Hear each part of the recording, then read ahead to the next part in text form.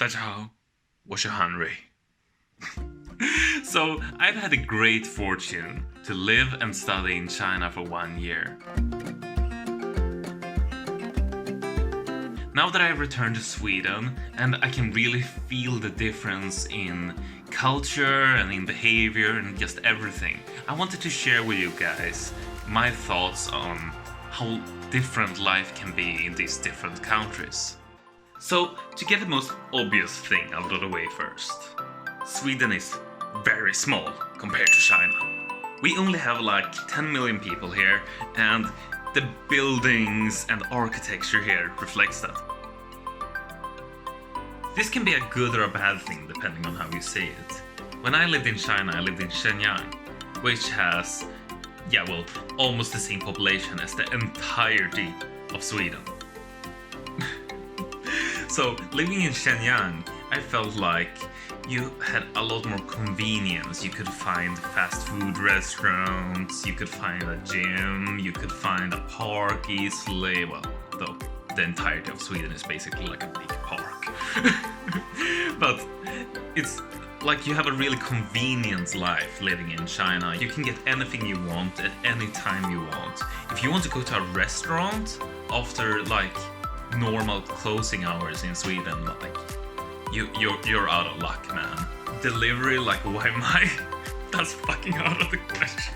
There's a certain element of convenience that we don't have here in Sweden, but in exchange we have a quiet, calm life. Like if I go outside now, I can go around like for half an hour, just take a nice walk around the neighborhood, and I probably won't see a single person.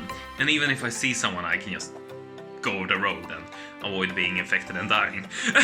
So there's a sense of calm and quiet, and a sense of being left by yourself, which leads nicely into the next point. Well, Sweden can be pretty damn lonely, honestly. I don't know if it's because I'm a foreigner, and foreigners who can actually speak Chinese is pretty rare in China, weirdly enough. 说真的，我的中文特别差，但是很多人还是觉得我的中文好，我不知道为什么，他们太奇怪了。哎呀，我要好好学习，但是我说中文的时候真的很不好意思的。所以我要说英语。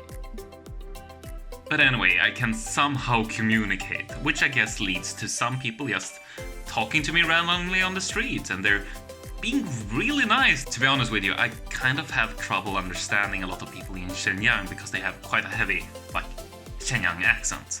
But still, I kind of like have this feeling that a lot of Chinese people are very like open. They're willing to talk to people. They're just interested in what other people are doing in a way that we definitely aren't in Sweden. So it feels more welcoming than Sweden in some ways. In Sweden, on the other hand, no one will talk to you. Like, when you sit on the bus, you will sit as far apart from each other as possible. If someone talks to you in the store and it's not like the clerk, that will be weird.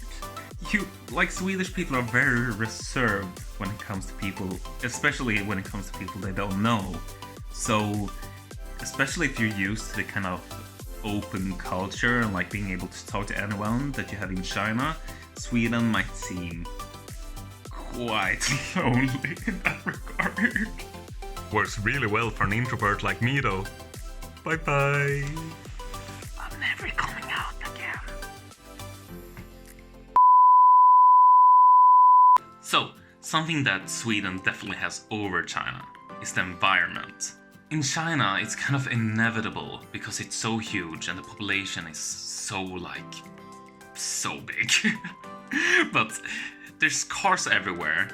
The buildings are high as the sky, and there's just noise and pollution everywhere. The cars especially are so annoying. Our pollution levels are usually at around 6, while in Shenyang it could go as high as 200, 250. There's a reason why I said that Sweden is like a huge park. We have like trees and greenery everywhere, and the buildings are really old and have like this kind of classical European feeling. I mean, we are modernizing, but still a lot of things are still in that classical style. Like, it doesn't exist as much in China anymore. And that is too bad, because China's classical style and like the culture there is so amazing. Which leads into the next thing. Culture. Well, China is the oldest country that still exists to this day, and such it has an amazing amount of history. There's several thousand years of history, in fact, and artifacts from different ages, and there's culture that's been going through generations, and stories of greatness, of wars, and of incredible things. It's just an amazing place to see and experience the world as it has been from ancient times until today. Well, the first ever Swedish king hid in a toilet once.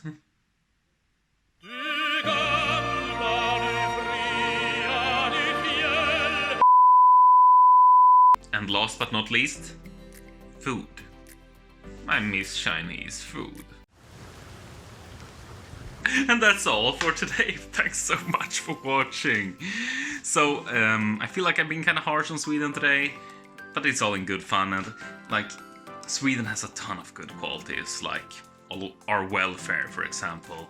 Like, it's not only free to go to school, but you will get money for doing it. And that includes university. I feel like Sweden is a great country to settle down in. It's just so safe, and it's like you have the government to support you in everything, and people in Sweden, like, once they get to know you, they will be real nice. Anyway, thanks so much for watching. I hope you learned something. I hope you had fun. And I'll see you next time. Bye-bye.